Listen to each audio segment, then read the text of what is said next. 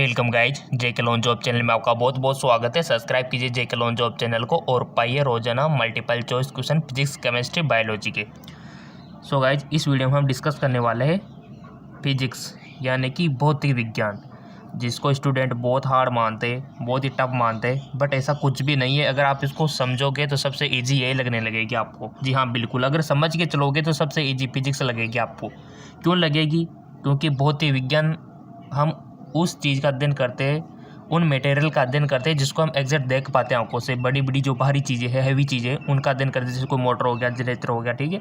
जितनी भी हमारे फिजिक्स में आसपास की चीज़ें हैं जो हम देखते हैं, महसूस करते हैं, छूते हैं, उन सभी की बातें हम यहाँ पर करते हैं। जबकि केमिस्ट्री में आप देखोगे कि आपने जो चीज़ आंखों से कभी देखी नहीं, बस उसी की कल्पना हम करते हैं। इलेक्ट्रॉन देखा है क्या किसी ने? नहीं देखा। प्रोटॉन भी नहीं देखा, परमाणु भी नहीं देखा, ठीक है। बट उसी का अध्ययन हम करते हैं। जबकि यहाँ पर मशीनरी का अध्ययन हम करते हैं जिसको हमने देखा है, ठीक है। तो ईजी है, ऐसा कुछ भी नहीं है। आप अगर थोड़ा सा भी समझोगे ना तो सब कुछ ईजी हो जाएगा। जैसे पहला क्वेश्चन है भौतिक विज्ञान का। यदि बल एवं लंबाई प्रत्येक की मात्रा को 4 गुना बढ़ा दिया जाए तो ऊर्जा के मान में बढ़ोतरी होगी। हम बल बढ़ा रहे हैं और यहाँ पर लंबाई बढ़ा रहे हैं, तो ये आपको जानना चाहिए कि एनर्जी में क्या इफेक्ट पड़ेगा। ऊर्जा के मान में बढ़ोतरी होगी। 4 गुना बढ़ा दिया जाए तो ऊर्जा के, यदि बल एवं लंबाई प्रत्येक की मात्रा को 4 गुना बढ़ा दिया जाए तो ऊर्जा की मात्रा में बढ़ोतरी होगी। 16 गुना, 8 गुना, 2 गुना, 4 गुना। सो गाइज, जिसका आंसर हो जाएगा 16 गुना, ठीक है। अब ये आपका एनर्जी वाला चैप्टर है, वहाँ पर दिया हुआ है। आपने थोड़ा सा भी पढ़ा होगा तो इजीली आपको आ गया होगा। अगला क्वेश्चन है, यदि दो सदिश ए वेक्टर एवं बी वेक्टर के लिए A vector multiply B vector equal to 0 हो तो सदिश परस्पर एक दूसरे के लंबवत है, परस्पर एक दूसरे के समांतर है, दोनों के मध्य 60 डिग्री का कोण है, दोनों के मध्य 30 डिग्री का कोण है। बहुत अच्छा क्वेश्चन है। 11th NCERT अगर आपने पढ़ी होगी, 11th की बुक आपने पढ़ी होगी तो ईजिली आपको आ जाएगा। और वहाँ पर सदिश अदिश आपने पढ़ा होगा। जी हाँ, बिल्कुल। कंपटीशन एग्जाम में आपके 11th और 12th से क्वेश्चन आएंगे, बाहर से एक भी क्वेश्चन नहीं आएगा, ठीक है। तो कोशिश कीजिए इसका आंसर देने की, क्या पता सही चला जाए। तो यहाँ पर सो गाइस, इसका राइट ऑप्शन हो जाएगा परस्पर एक दूसरे के समांतर, पैरेलल। अगला क्वेश्चन है आपका, यदि एक नाभिक का द्रव्यमान m एवं भार संख्या a है तो m-1 कहलाता है। बंधन ऊर्जा, फर्मी ऊर्जा, या फिर द्रव्यमान फ्लूइडिटी, या फिर संकुलन अनुपात। सो इसका राइट ऑप्शन हो जाएगा आपका संकुलन अनुपात। जहाँ पर समझाने वाली बात आएगी हम आपको समझाएंगे, क्योंकि ये ज़्यादातर थ्योरेटिकल बेस है। जहाँ पर न्यूमेरिकल आएगा तो हम आपको इजीली समझा देंगे। संकुलन अनुपात हो जाएगा। और वैसे कि क्वेश्चन आपको भी आना चाहिए, क्योंकि आपने 12th पास कर लिया है और बोर्ड का एग्ज़ाम आप दे चुके हो, तो ये क्वेश्चन आपको आने को बनता है। यदि कोई वस्तु नियत गति से वर्तीय मार्ग पर चलती है तो कोई कार्य नहीं हुआ है, वस्तु में कोई त्वरण उत्पन्न नहीं हुआ है, वस्तु पर कोई भी बल नहीं लग रहा है, उसका वेग सदैव स्थिर है। इंग्लिश में आप देख सकते हो, इंग्लिश भी यहाँ पर दिया हुआ है। When a body move with a constant speed along with circle, no work is done, no acceleration, ठीक है। ये आप देख सकते हो इंग्लिश में भी यहाँ पर। जहाँ पर हिंदी में किसी को दिक्कत है तो इंग्लिश भी यहाँ पर दिया हुआ है आपकी सुविधा के लिए। देखो, कोई भी वस्तु अगर नियत गति से वर्तीय मार्ग पर चलती है तो सबको पता होगा ये तो कि क्या होगा। जहाँ से स्टार्ट है वहाँ वापस ख़त्म है, तो समझ गए होंगे। बहुत सारों ने तो राइटिंग भी लगा दिया होगा। जी हाँ, बिल्कुल, इसका राइट ऑप्शन हो जाएगा आपका कोई कार्य नहीं हुआ है, क्योंकि जहाँ से स्टार्टिंग पॉइंट है वहाँ पर एंड पॉइंटिंग है, तो कोई कार्य नहीं होता है। इस कंडीशन में याद रखना 0 होता है, ठीक है। जहाँ पर हम स्टार्ट है, घूम फिर के वापस उसी पे आ गए तो नो वर्क डाउन, ठीक है। तो ये बात याद रखना। अगला क्वेश्चन है, न्यूमेरिकल है थोड़ा सा। कोई कार्य नहीं हुआ है, नो वर्क डन, ये तो इसका राइट ऑप्शन हो गया। अगला क्वेश्चन है कि 1/FE का परिणाम है, इसका परिणाम आपको बताना है, रिजल्ट, मैग्नीट्यूड। सो सिंपल, इसका मैग्नीट्यूड कितना होता है गाइज, यही तो फिल करते हैं हम, ठीक है। यही होता है 9 × 10⁹, ठीक है। ये पूछ लिया जाता है आपकी नॉलेज के लिए। अगला क्वेश्चन है, एक वस्तु दो समांतर दर्पण के मध्य रखे हुए है तो प्रतिबिंब की संख्या बतानी है। ऐसे क्वेश्चन काफ़ी सारे कंपटीशन एग्जाम में बनते हैं और चांस है आने का, ठीक है। तो दो एक वस्तु है, कोई भी मोमबत्ती मान सकते हो जी आप, मोमबत्ती है और समांतर दर्पण के मध्य, दो समांतर दर्पण है उनके मध्य रखी हुई है तो प्रतिबिंब की संख्या कितनी होगी। सो गाइज अगर ये तो समांतर पूछ रहा है, आपसे पूछ रहा जाए कि दो दर्पण है और दोनों के बीच कोण बना हुआ है 19 डिग्री का या मान लो 60 डिग्री का बना हुआ है तो कितने प्रतिबिंब बनेंगे, ये आपको फॉर्मूला याद होना चाहिए और फॉर्मूला हम आपको बता देते हैं। इसका फॉर्मूला होता है n = 360 डिग्री अपॉन थीटा -1, ये इसका फॉर्मूला होता है निकालने का। कोई भी एंगल दे दो आप वस्तु का कितना प्रतिबिंब बनेगा आप इजीली बता सकते हो। जैसे मान लो कि 19 डिग्री है तो यहाँ पर 19 डिग्री भर के देख लो, सोल्व कर लो, आपका जो प्रतिबिंब बनेगा ना वो आ जाएगा यहाँ पे, ठीक है। तो बट यहाँ पर ये समांतर है तो समांतर में आप थीटा क्या भरोगे, समांतर है तो सबको पता है कि प्रतिबिंब, आपने कभी आपके कटिंग वटिंग कराई हो बॉयज़ को, ठीक है, कभी बार्बर की दुकान पे तो आपने भी देखा होगा आपके सामने समांतर बैठे रहते हो आप, एक दर्पण आपके आगे होता है एक पीछे होता है और बीच में आप होते हो, तो कितने प्रतिबिंब बनते हैं वो नॉलेज यहाँ पर आप लगा सकते हो।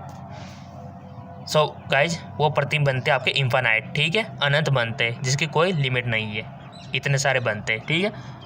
तो ये याद रखना अगर समांतर है तो अनंत ही बनेंगे प्रतिबिंब।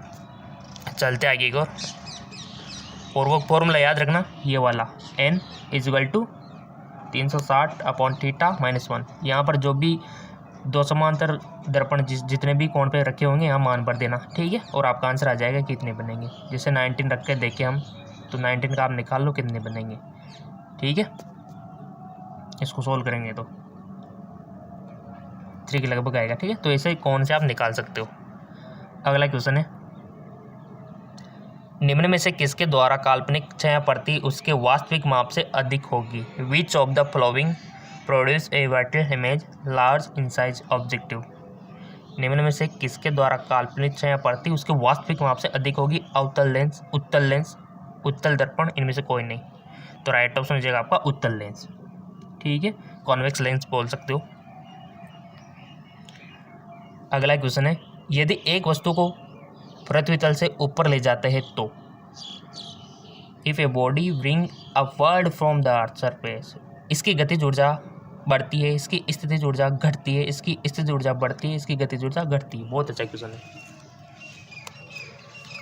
यदि एक वस्तु को पृथ्वी से ऊपर की ओर ले जाते हैं तो इसकी गतिज ऊर्जा बढ़ती है, इसकी स्थितिज ऊर्जा घटती है, इसकी स्थितिज ऊर्जा बढ़ती है, इसकी गतिज ऊर्जा घटती है। तो राइट ऑप्शन हो जाएगा आपका इसकी स्थितिज ऊर्जा बढ़ती है, इसकी स्थितिज ऊर्जा बढ़ती है, ठीक है। अगला क्वेश्चन है आपका, थोड़ा सा इसको एडजस्ट कर लेते हैं।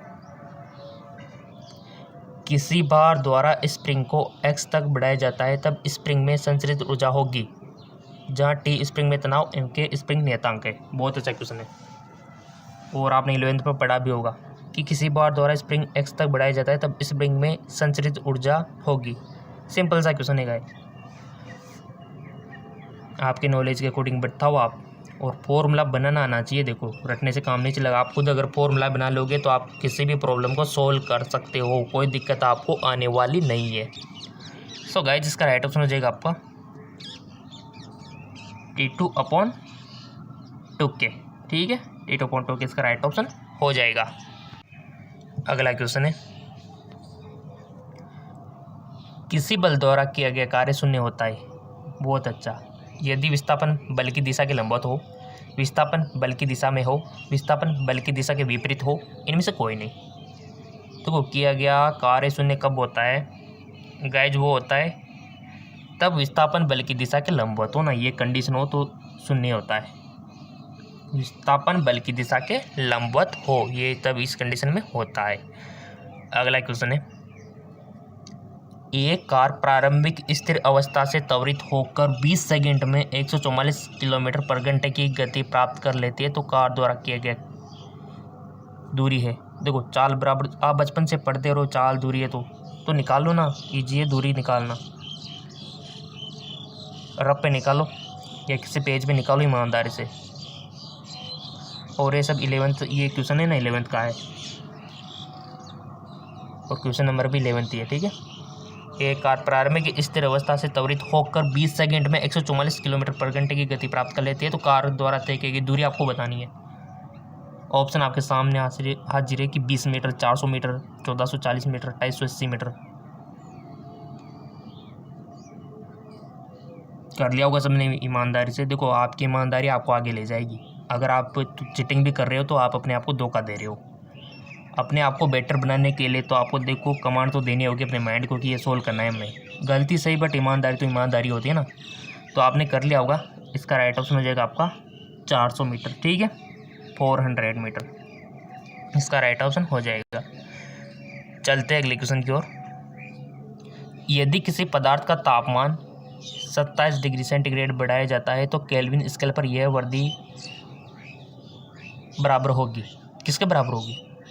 300 केल्विन, 2.46 केल्विन, 27 केल्विन या फिर 7 केल्विन। तो राइट ऑप्शन हो जाएगा आपका 27 केल्विन इसका राइट ऑप्शन हो जाएगा गाइस। जी हाँ, बिल्कुल 27। चलते आगे को। अगला क्वेश्चन है, निम्नलिखित में से ऊर्जा की एक इकाई है, किलोग्राम, वाट, आंसू शक्ति, इनमें से कोई नहीं। निम्नलिखित में से ऊर्जा की एक इकाई। देखो, इकाई यूनिट तो आपसे 1-2 क्वेश्चन तो बनते हैं, तो यूनिट तो आप लिख के रख लेना नोटबुक में। किताब आपके पास है, उनमें से सारी यूनिटें आप लिख सकते हो, ताकि आप जब भी पेपर देने जाओ उसे 1-2 दिन पहले उनको देख लो, या फिर साथ में ले जाओ, ताकि आप जब भी जाओ थोड़ा सा एग्जाम से पहले 1-2 घंटा टाइम मिलता है, उस टाइम पे देख लो। ठीक है, और उनको बाहर रख दो, अंदर तो ले जाना नहीं है। ठीक है, एक तो आप अंदर ही ले जाओ, अंदर नहीं ले जाना है, आपको बाहर ही देखना है उनको। निम्नलिखित में से ऊर्जा की एक इकाई है, तो गाइज इनमें से कोई नहीं, क्योंकि यहाँ पर दिया हुआ नहीं है। ये तो आपको बेवकूफ़ बनाने के लिए यहाँ पर ऑप्शन दिए हुए, क्योंकि आप में से बहुत सारे होंगे तुक्के लगाने वाले जो हाँ लगा देते हैं कि क्या फर्क पड़ता है। ठीक है, चलता है कि और बट एग्जामिनर भी माइंडेड होता है, क्वेश्चन ऐसे देता है घुमा फिर आगे। 2 पिंडों के मध्य लगने वाला गुरुत्वीय बल Fg निम्नलिखित में से किस पर निर्भर नहीं करता है। यानी कि आपको ये चीज़ पता होनी चाहिए कि किस पर निर्भर करता है, किस पर डिपेंड करता है, तभी तो आप कह पाओगे कि इस पर निर्भर नहीं करता है। ठीक है, तो एग्जामिनर यही नॉलेज चेक करना चाहता है कि आपको गुरुत्वीय बल के बारे में कितना पता है। तो निम्न में से किस पर निर्भर नहीं करेगा? द्रव्यमान के योग पर, द्रव्यमान के गुणनफल पर, गुरुत्वीय नियतांक पर, पिंड के मध्य की दूरी पर। थ्योरेटिकल क्वेश्चन है, कोई समझने वाली बात नहीं है। अगर आपने थ्योरी पढ़ी होगी, समझी होगी, सिद्धांत पढ़े होंगे तो आप इसको इजीली कर पाओगे।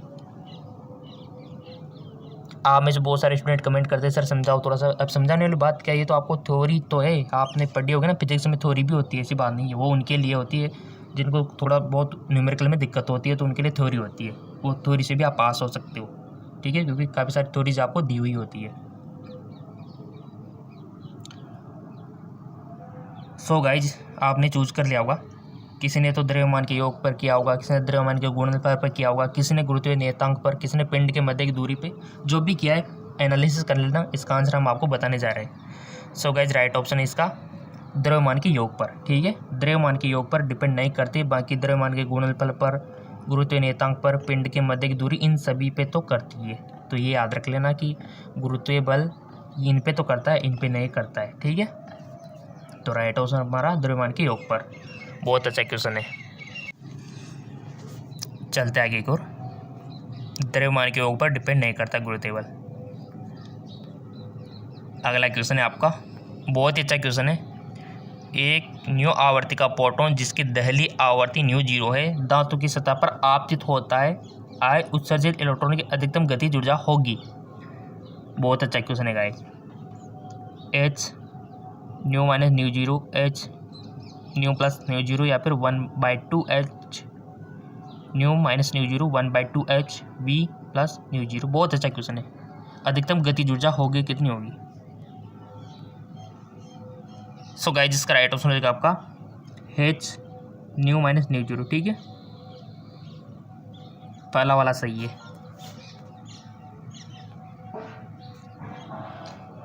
यदि किसी पदार्थ का ताप 140 डिग्री फ़ारेनहाइट है तो डिग्री सेंटीग्रेड में इसका ताप होगा। बताइए, यदि किसी पदार्थ का ताप 140 डिग्री फ़ारेनहाइट, देखो ये बहुत अच्छा क्वेश्चन है गाइस। ये आपको आना चाहिए फ़ारेनहाइट को डिग्री सेंटीग्रेड में बदलना, डिग्री सेंटीग्रेड को फ़ारेनहाइट में बदलना, किसी भी चीज़ को किसी भी चीज़ में कन्वर्ट करना।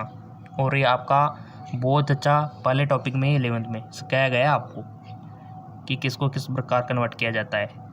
तो यहाँ पर ऑप्शन है आपके सामने 105, 32, 140, 60 आपको क्या बताना है, 140 फ़ारेनहाइट को बदलना है डिग्री सेंटीग्रेड में। तो बदलो, पेन चलाओ ताकि आपको थोड़ी सी नॉलेज बढ़े, ठीक है, ईमानदारी से। और आप बहुत अच्छे प्यारे स्टूडेंट हो, ज़रूर आप कर रहे होंगे, इसको कीजिए। थोड़ा बहुत 5 सेकंड का टाइम हम आपको दे देते हैं। सो गाइज ये लीजिए आपकी सुविधा के लिए, ठीक है। ये वाला है फ़ारेनहाइट को डिग्री सेंटीग्रेड को फ़ारेनहाइट में बदलने का, और ये है फ़ारेनहाइट को कन्वर्ट करने का सेल्सियस में, ठीक है। तो ये दोनों फॉर्मूले आप नोट कर लीजिए, काम में आएंगे आपके, ठीक है। और आपको एक्सप्लेन कर दिया है, अब आप नहीं कर सकते कि एक्सप्लेन नहीं कर सकते, ठीक है। सिंपल है, आपको ये दोनों याद रखने फॉर्मूले। अगर कोई भी चीज़ आपको डिग्री सेंटीग्रेड में दे दी जाए और फ़ारेनहाइट में पूछे कि इसको फ़ारेनहाइट में कन्वर्ट करो, तो ये फॉर्मूला लगा देना। और कोई भी अगर आपसे पूछे कि इनको फ़ारेनहाइट को सेल्सियस में बदलो, तो ये लगा देना, ठीक है। दोनों आपके सामने है, चाहे तो आप इसका स्क्रीनशॉट ले सकते हो, ठीक है। समझ में आ गया? तो चलते हैं अपने वापस टॉपिक पे। सो गाइस, जैसे आप फॉर्मूला यहाँ पर अप्लाई करोगे, हमने आपको फॉर्मूले दोनों बता दिए, ठीक है। तो यहाँ पर आपको यदि किसी पदार्थ का ताप यहाँ पर फ़ारेनहाइट में दिया हुआ है, तो आपको सेंटीग्रेड में बदलना है, सेल्सियस में, ठीक है। तो इसका राइट ऑप्शन हो जाएगा, देखो हमने सोल्व किया तो हमारे 60 डिग्री आया, तो आपके भी ऑलमोस्ट ये आना चाहिए 60 डिग्री, और ईमानदार से करना है इसको। चलते हैं अगले क्वेश्चन की ओर। कौन सी गतिविधि घर्षण पर आधारित नहीं है? लिखना, बोलना, सुनना, चलना। सो गाइज, सुनना। अगला क्वेश्चन, रे के सवेग है, एक अदिश, एक घुमे सदिश, एक अक्षय सदिश, इनमें से कोई नहीं। तो राइट ऑप्शन है आपका एक अक्षय सदिश, ठीक है। अगला क्वेश्चन, मुक्त आकाश में, बहुत ही अच्छा क्वेश्चन है गाइस, बहुत ही अच्छा, कि मुक्त आकाश में निरपेक्ष पारगम्य में है। तो राइट ऑप्शन सीधा सा इसका तो 4, 5 × 10⁻⁻⁷।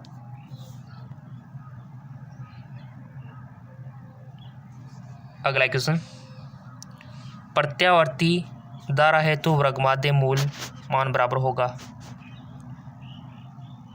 देखो प्रत्यावर्ती धारा वाला चैप्टर इंपॉर्टेंट है गाइज।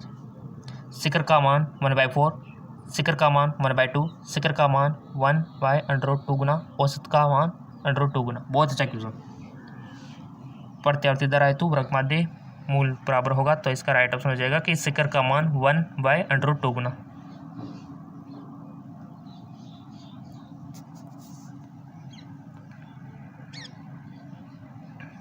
अगला क्वेश्चन,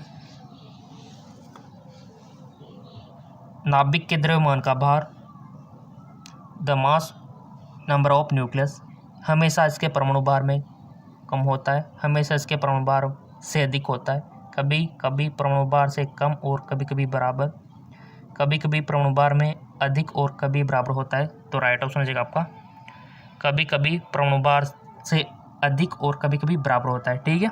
कभी कभी परमाणु भार से अधिक और कभी कभी बराबर होता है, इसका राइट ऑप्शन हो जाएगा, ठीक है। चलते आगे की ओर। अगला क्वेश्चन है आपका, देखो क्वेश्चन सारे इंपॉर्टेंट है, अगर ये भी क्वेश्चन आपको कम लग रहे हो तो एक और चैनल है GK MCQ MK channel, link नीचे डिस्क्रिप्शन में दिया हुआ है। अगला क्वेश्चन है आपका, लेंज के नियम का परिणाम किसके संरक्षण के सिद्धांत की पुष्टि करता है? आवेश, धारा, संवेग, ऊर्जा। बहुत अच्छा क्वेश्चन है, लेंज का नियम आपने पढ़ा हुआ है 12th physics. So guys, length के नियम का परिणाम उसके संरक्षण के सिद्धांत की पुष्टि करता है, राइट ऑप्शन हो जाएगा ऊर्जा की, ठीक है, एनर्जी। अगला क्वेश्चन है, दूरबीन की विवेदन क्षमता निर्भर करती है। बहुत अच्छा question. The resolving power of telescope depend on, किस में डिपेंड करती है दूरबीन की विवेदन क्षमता? नेत्रिका, लेंस के पक्ष दूरी पर, वस्तु लेंस की पक्ष दूरी पर, दूरबीन की लंबाई पर, वस्तु लेंस के व्यास पर, किस पे डिपेंड करती है दूरबीन की विवेदन क्षमता? The resolving power of telescope depend on, choose कर लिया हुआ, लेट मी चेक, इसका राइट ऑप्शन है वस्तु लेंस के व्यास पर, ठीक है। फोर्थ ऑप्शन सही हो जाएगा, इस पर डिपेंड करती है वस्तु लेंस के व्यास पर। अब मानो एक क्वेश्चन ऐसे भी आ सकता है कि आपको निर्भर वाली चीज़ें सारी दे दी जाएगी और एक निर्भर नहीं वाली दे दी जाएगी। ऐसे क्वेश्चन बना सकता है कि दूरबीन की विभेदन क्षमता किस पर निर्भर नहीं करती है। ठीक है, तो एक क्वेश्चन आप भी थोड़ा बहुत दिमाग लगाएगा, क्योंकि एग्जामिनर क्रिएटिविटी करके कुछ ऐसे क्वेश्चन बना देते हैं। अगला क्वेश्चन है, कुंडली में वृद्ध चुंबकीय फ्लक्स किसके समानुपाती होता है? ठीक है, magnetic flux associate with A coil in the directly. कुंडली से संबंध, कुंडली वो नहीं है जो आपकी कुंडली होती है। ठीक है, कुंडली देख लो, कॉइल्स की बात हो रही है, कुछ इस प्रकार की होती है। ठीक है, फ्लक्स किसके समानुपाती होता है? उनमें प्रारंभिक धारा के, कुंडली की लंबाई के, कुंडली के प्रतिरोधकता के, या फिर सभी पे, all of this. So right question तो आप चूज कर ही लोगे, बट आपने अभी तक फेसबुक और इंस्टाग्राम पे फॉलो नहीं किया तो कर लेना। लिंक नीचे दिए रखा है हमने हमारे फेसबुक इंस्टाग्राम का, ताकि कोई भी इन्फॉर्मेशन आपको तुरंत पोस्ट मिल जाए उसकी। किसके समानुपाती होता है? तो राइट ऑप्शन हो जाएगा आपका उसमें प्रारंभिक धारा के। ठीक है, उसमें प्रारंभिक धारा के होता है समानुपाती। अगला क्वेश्चन है, बहुत अच्छा क्वेश्चन। एक 220 वोल्ट और 100 वाट के बल्ब को 110 वोल्ट के स्रोत में जोड़ा जाए, कुल शक्ति खपत होगी। बहुत अच्छा क्वेश्चन, बहुत अच्छा क्वेश्चन है गाइस। बताओ, ईमानदार से पेन चलाओ थोड़ा सा। क्वेश्चन इंपॉर्टेंट है और न्यूमेरिकल है। ठीक है, अब आप में से बहुत सारे स्टूडेंट पूछेंगे सर थोड़ा सा समझा दो ना। ठीक है, समझा देंगे, कोई दिक्कत वाली बात नहीं है। देखो, समझाना तुम्हारा फर्ज है। बहुत अच्छा क्वेश्चन है और काफ़ी सारे फॉर्मूले आपने पढ़े होंगे। हमसे खपत यानी कि कुल शक्ति आपसे पूछी जा रही पावर, तो काफ़ी सारे फॉर्मूले हमने फिजिक्स में पढ़े हुए हैं। तो चलिए हम आपको एक्सप्लेन कर ही देते हैं, ताकि आपके मन में ये ना रहे कि आपने समझाया नहीं। ठीक है, तो चलिए आपकी डिमांड कर देते हैं पूरी। ये देखो ये किस प्रकार से होगा, पहले तो आप ईमानदार से कर लो। कर लिया होगा आपने। चलो अब हम इसका सॉल्यूशन हम आपको बता देते हैं। सो गाइज, ये लीजिए, हमारा तो एग्ज़ाम भी नहीं है, लेकिन फिर भी हम आपके लिए इतनी मेहनत करते हैं। देखो, हम तो पूरा करके देखते, आपको भी थोड़ा सा पेन चलाना चाहिए। ठीक है ना, जब हमारे एग्ज़ाम ही नहीं है फिर भी हम आपके लिए इतना करते। आपके तो खुद के एग्ज़ाम है, तो आपको तो और ज़्यादा मेहनत करनी चाहिए। सब कुछ आसान है गाइज, बहुत फॉर्मूले आपने पढ़े होंगे। V=V²/R। ठीक है, और किस प्रकार से आप निकाल सकते हो अगर आपको कोई भी वैल्यू नहीं दी हुई है। तो हमारे आंसर है 25 वॉट। कितना? 25। ये देखिए, वो सारी वैल्यूज आपको दी हुई है। V=220 यहाँ पर दिया हुआ है, और P यहाँ पर 100 वाट दिया हुआ है। ठीक है, एक ये फॉर्मूला रेजिस्टेंस का यहाँ पर दिया हुआ है। अगर आपको R निकालता हो, क्योंकि R=V²/P होता है, V²/P। तो V²/P ये बढ़ दिया, तो अपना R ये आ गया। तो R का मान इस फॉर्मूले में यहाँ अप्लाई कर दिया, और V² क्या था अपना। ठीक है, V²/R। तो सिंपल है गाइज, तो इसका हमारा 25 हो जाएगा। इसका राइट ऑप्शन 25 वॉट। बहुत सिंपल है गाइज। ठीक है, तो यहाँ पर हम मान भर देते इसका। V का 110, तो 110 ये स्क्वायर हो गया, और R का मान यहाँ से ले लिया, तो 25 आ जाएगा आपका। सिंपल। सो गाइज, इसका राइट ऑप्शन भी आप देख सकते हो, 25 वोट ही है। सो इस बात पर हो जाए आपको फेसबुक इंस्टाग्राम पे फॉलो, तो लिंक नीचे डिस्क्रिप्शन में दे रखा है।